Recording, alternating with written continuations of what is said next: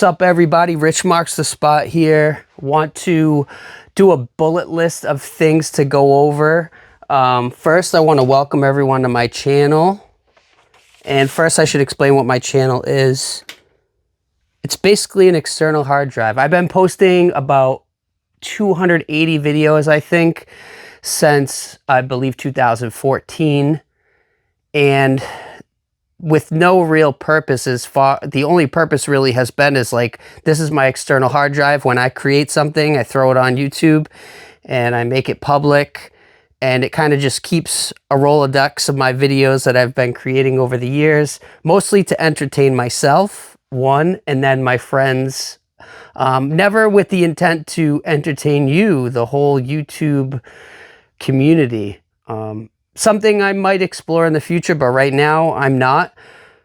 But that could all change. I watched a video the other day of someone creating content face to camera on their phone, just doing like 5 or 10 minute videos talking about who knows what. You know, they actually have a niche. I don't know if they found it right away, if they went into doing YouTube with knowing what they were going to talk about, or if they were posting daily to find their niche. I'm not going to post daily. I don't have time for that. I have a family. I got 2 kids with a third on the way. I have a full-time job.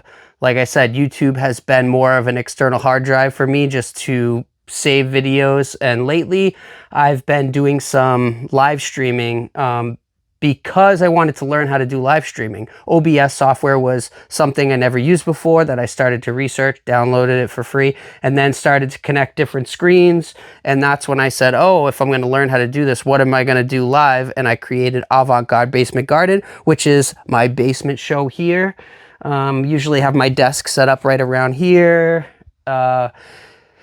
The first 2 episodes was like a Conan-inspired late-night show. I did one on Christmas Eve and one on New Year's Eve, where I had a monologue. I looked at some clips. I did some sketches. They weren't really sketches, but I made like a beat live. I talked about some old failures. I made some skits up. I just basically talked for a half hour, and it was like a program show, meaning like I had a bullet list of things I wanted to accomplish. I made some graphic overlays to play in between the skits to practice with the hotkeys in OBS.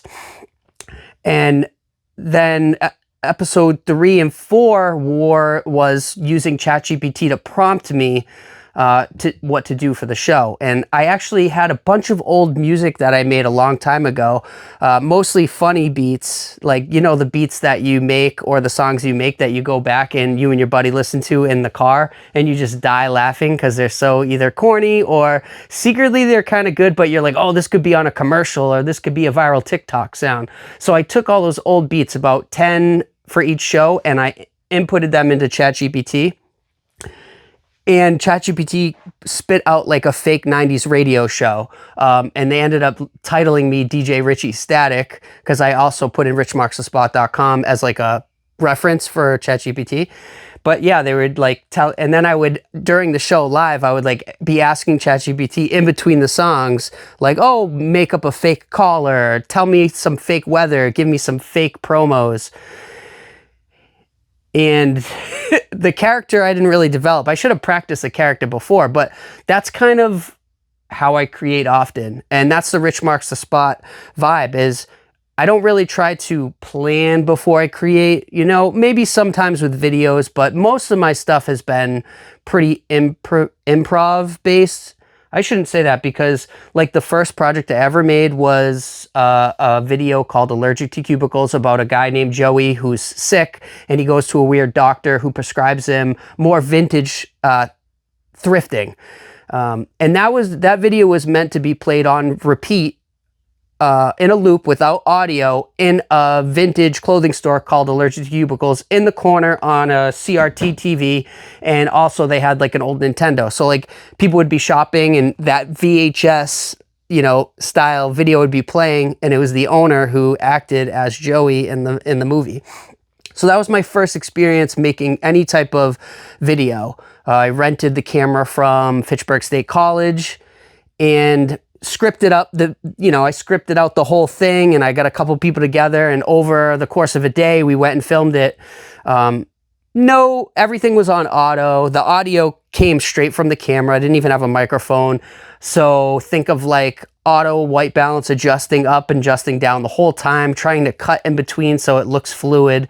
So it was a mess as far as like production goes and editing, but I had never done it before. But that's kind of when I have the most fun, is when something's new. Same with the live stream. It was new, so I got all these ideas of like, oh, I'll make a show and do this and that. So where I'm at right now is, that's where my channel's been. This is the basement. And today I just want to go, I've been going around and like cleaning up, because this was piled high with stuff for the kids. I organized over there. I got laundry over here. I got my elliptical over here. I mean, we even have a cat and a litter box over there, which, you know, I keep super clean because this is my space. And I like to come down here once in a while, even though I don't get a lot of time to. I reorganize this space all the time, but currently, you know, my favorite 1080p LG for viewing movies. I also have the Bose surround sound set up, and I have these Bose 301s. People hate on Bose, but I mean, someone gave them to me for free, and they sound pretty good. I have it run into a Yamaha RX V861 cinema display receiver, which is pretty beast. Honestly, it sounds mint. The phono is awful on it, so I don't run my records through that. I was walking down the road and someone had thrown this Carver Sonic receiver HR752 out. Oh, and of course I got my frenettes down here. I come down here and sip a little frenettes once in a while. But this is my phono stage, and I got a Technics SL1200 MK2, rocking a Audio Technica VM95SH Shibita stylus, whatever that means. I don't know. It sounds mint. I got my little vinyl tools here, like my anti-static record cleaner. I got all these stylus points for zero tracking error to make sure the stylus is not bent, I believe. Or maybe this is what this is for checking that. AZIMUTH VTA. I watched a couple YouTube videos to set up my record player, so I hope I did it right. Also, I recommend getting a scale to see how much pressure you're putting on the record when you drop the needle down, so that you can set the weight in the back and your anti-skip, I think. I don't really know. But this is a record collection here. I sold probably more than 3/4 of it once COVID hit. People were freaking out about records, and I was selling them and making hundreds and hundreds and hundreds of dollars. Plus, I was sick of moving them around. They weigh so much. I only want specific vinyl now. Most of my listening is done through Amazon Music or Tidal or Spotify. I kind of switch between the three based on what the best deal is for the monthly. Sometimes I just do away with all of it and go old school MP3 player with music that I have on an old hard drive, because I got tons of music from the past. If I want to do headphone listening, I really like this company called Shit Audio. I believe they're in California. Got this Magni 3. I think it was like $100, but really powers my headphones really nicely. I usually listen on the DT770 Pro. When I'm running and jogging, I use these old Bose headphones. Part of my space down here too is like, I like to relive my childhood in game. I refurbished original Nintendo, and I bought some new cartridges that have like 400 games on each cartridge, so it's got all the classics. But I always keep my, you know, my Zeldas, my Mike Tyson's Punch-Out, all my Marios. I have those original from when I was a kid. Actually, the Nintendo is from my brother. I think he got it in '88. I used to have the gyromite guy and the accessories, but at some point I remember throwing away when I was like 10, which was stupid, but no one ever used that stupid thing anyways, and it never really worked. Music station. I got my original 2009 iMac. I can't update the iOS for a long time, but I have an old version of Logic Pro and even Fruity Loops on this, and it runs pretty smooth. I have two M Audio, cheap, like $50 M Audio speakers. I'm still rocking this old M Audio Fast Track guitar mic recording interface. It does not have phantom power. But recently, because I've been doing some dance recital videography and I do some corporate videography also, I needed to upgrade my sound game. Usually I would work with cinematographers who have all the gear, and I would either direct or produce or be involved in more of a sales side of things rather than the cinematography side. But I've, in the past couple years, have really gotten into doing photography and videography. So started building out my own kits. But I got this H6 Zoom recorder, audio recorder, and I've been using it at dance recitals to get my feed from the board for audio, also for tap microphones, like boundary microphones to take up tap sounds, and whatever feeds, you know, I can have up to 4 on this, so it's nice to have. But what I want to incorporate into my creativity flow is I'm going to be running this in through Logic Pro, or somehow I want to have it connected to my microphone, and that's how I want to be recording. I had been using this microphone. It's a Rel RE20 Electro Voice. Sounds really mint, even just running it through this interface without phantom power. But that microphone doesn't need phantom power. I do have another microphone that needs phantom power, so something I wanted to research was like, what's a better way to record audio? And I'm not, maybe this might be better for like broadcast style things, like what I was doing with Avant Basement Garden. But I have an idea. I'm going to talk about it in a little bit, and why I might switch to the Zoom H6 to record vocals with a condenser mic in through there.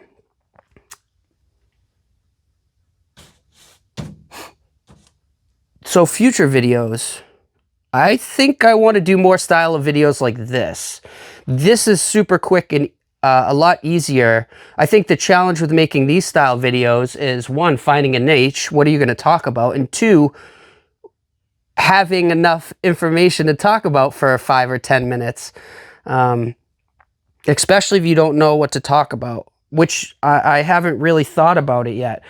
See, I've always divided my creativity into 2 ways. Creativity Scientist is my freelancing name, and that's kind of how I've always run my business. When I work with clients or do anything that's paid, it's through Creativity Scientist. And it's kind of like marketing. Someone sent me a post the other day about Tyler, the Creator, was in an interview, and he said something about, you know, create like a kid and edit like a scientist. And that's kind of how I've always thought about Creativity Scientist, is like, how can we be the most creative for this project and create something that we can then use in a very scientific way to promote your brand or your product or your mission.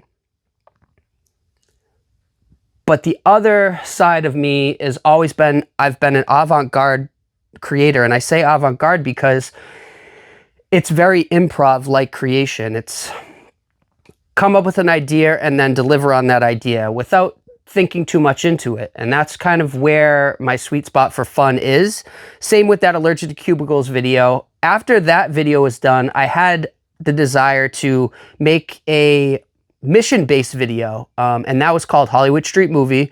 And it was a similar video where I rented a camera and I didn't know what I was doing, and I put a script down and I got a bunch of people together and we filmed it.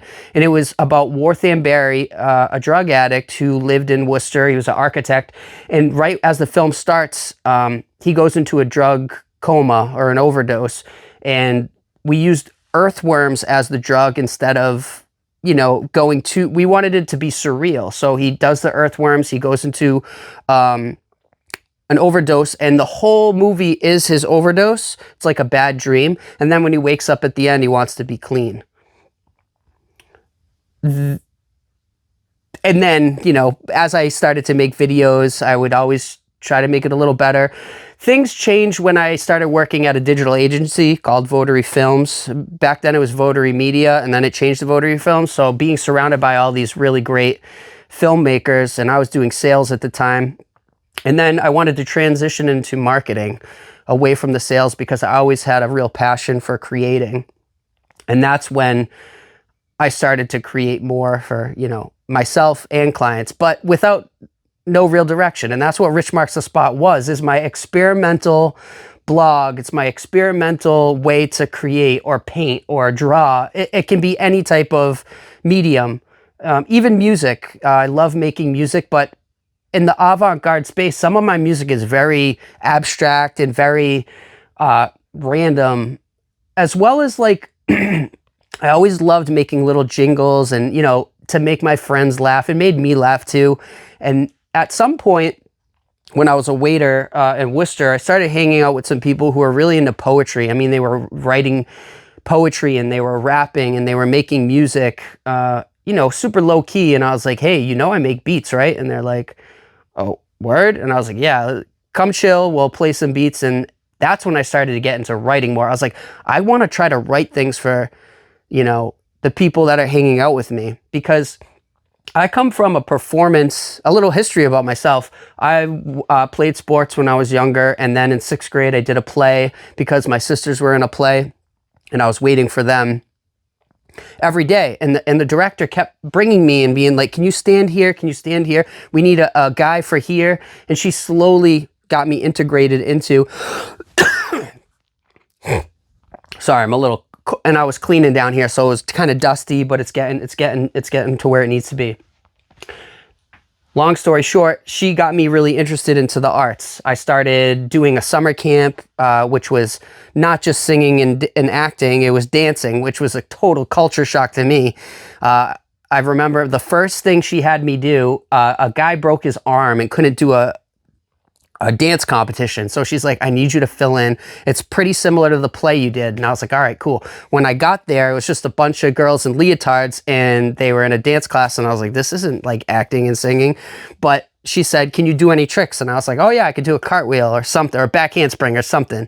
And she goes, okay, you're going to do it when the music turns on. And I just went and I like flipped and like totally busted my ass in front of everyone. It was mad funny. But anyways, I was hooked instantly, and I stopped playing sports and I started doing dance and theater, and that's kind of like was my passion through high school, is performance. So I always view any project, whether it's creating a logo or running a ad campaign or creating a video, as a performance, and my job is to be the choreographer and to help the talent shine, you know. And that's how I view mostly all work as a choreographer. You know, it's just like when you see a boring speaker at a trade show, I almost want to like create a system or a formula or a workshop where, excuse me, where we can get these people to not be shy about performing more. You know, maybe they're super intelligent about what they're talking about, but you got to remember, you're up there to entertain. Even if you're just reading bullet points, you know, it can be fun. And I still haven't, it's always been in the back of my mind that creativity scientists should be doing workshops to get people to get out of their shell, to get better on camera, and to talk about themselves, and to really promote their IP and what they know about the space they're in, to become key people of influence. I just got real off track, but I'll get back on. Oh, music. Yeah. Another thing about the future and what I want to do in the future for videos and maybe projects is I've always joked that I want to drop a music album at 40.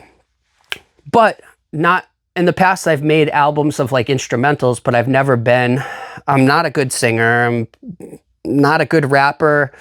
I know I'm creative, so I wonder if I can just like figure out a way to drop like a 10 or 15 track album when I turn 40, and maybe record the process of how I'm gonna facilitate music, beats, or is it gonna be R&B, and then how am I gonna record it, and then how am I gonna get it mixed and mastered so that it can sound pretty good. I probably don't have the time to do every little step myself, so I'm thinking, how can I use Fiverr or my network to get people to buy in about making this type of project. So it'd be interesting to see if we could do it. I might even film myself, you know, okay, today I'm going to write a song. I'm going to set the timer for 10 minutes and see what I come up with. It might be funny to actually see like, oh, Rich marks a spot. Okay, I'm going to turn this song on that I've been thinking of making a song for. I might even have to dig into my old receipt scrolls, is what I call my poetry I used to write on the receipts when I was a waiter. Viral videos. Only had one viral video. How viral was it? 25K views, 350 likes, maybe like 200 shares. And it was me buying Stranger's Foe right before Thanksgiving. And I think I called it the most Worcester Thanksgiving ever. Mass Live picked it up. Thank you, Mass Live. And they shared it. But that was it. After that, no one really cared about my videos. But they also weren't normal style video. You know, they were more avant-garde style videos after that, because that was more of a job I was working at the time. And it was like, oh, how can we market our company better? And I was like, why don't we go buy some people lunch and film it? Kind of like a, you know, Food Network show. And I might get back to that idea more, because like I was saying at the beginning of the video, find your niche. What is your niche? Maybe my niche is getting lunch with people. You know, that could be a podcast. But my notes. In my head, this video is I was just gonna talk while I was cleaning up things. But you know what? I found it's easier to just talk. I don't even know if this camera is set up in a good angle, because I was trying to block all the clutter over there and just get my station here. But like I said, this is video number 1 in this style. So I'll make improvements next time. At least this time, like when I first started making videos of Allergy to Cubicles and Hollywood Street Movie, didn't have the audio. And I have it on auto now, and if there is changes of white balance on a phone, I don't know if there is, I'll just switch to Pro. And I'll dial in my settings so that it's not flickering. What I don't know on that phone is autofocus when Pro mode's on, so I might have to set focus, whatever. Don't even know what that says. Creativity overall. I don't know. Avant-garde basement garden. Covered it. Oh, classic Nintendo. I do like classic Nintendo. I refurbished this NES, and sometimes it's just like so soothing to come down with a cup of coffee at like 5 o'clock in the morning, throw this old CRT on and fire up some classic NES game and just play for a little bit and have some coffee. Back in the day, wanted to do a podcast. No, it was a live stream, gaming, coffee, creativity, and Nintendo, which is, you know, where I would have a new coffee, I would feature it, and then I would play Nintendo while I talked about creativity, or I'd just play Nintendo. But at the time, I didn't understand how to live stream.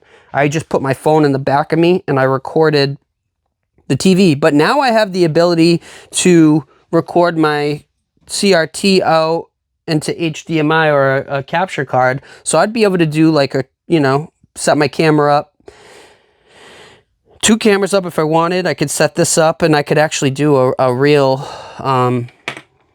stream. But I'm not a great gamer. I don't play a lot. I'm not fantastic, but maybe people would like to see someone normal at their level play the games and see if they can beat them, because these games are so challenging. And I love watching the pros online. They're like, can go and beat those hard games. I can't even get through some of them, you know, and I get too frustrated. I don't have the patience to go and play the original Teenage Mutant Ninja Turtles game. It's like, as a kid, I used to love it, and I can only get to like so far, and then gotta shut it off. Or back in the day before I refurbished it, it would just shut off the NES.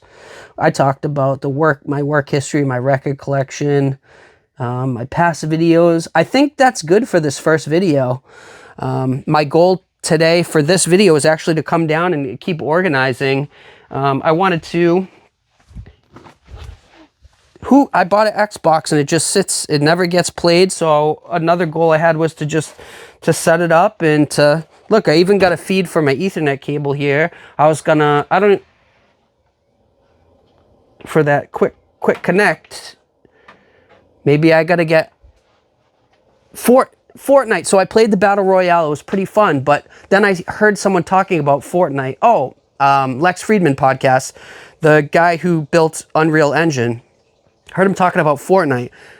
Did not know that Fortnite was like you build forts in the day and then zombies come and try to attack your fort at night. If there's a single player version of that, please let me know in the chat, in the comments.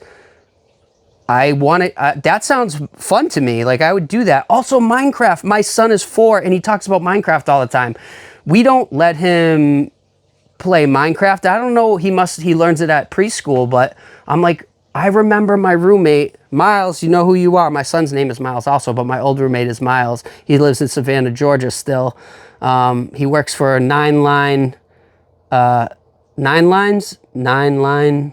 think it's called 9 Line. But anyways, a great company, still works there. He's one of the founders or one of the first employees. I don't know how you'd categorize him, but he used to play Minecraft and build these like amazing things. And I'm like, okay, should I be playing Minecraft? I know it's 2025, but that sounds like interesting. But also I get kind of apprehensive that there's so much to learn, you know, and I only have so little time. And where I enjoy going into things without doing too much pre-work, sometimes gaming like Red Dead Redemption 2, I get too bogged down with just wanting to get in the game and play and having to learn all these like motions and buttons and screens.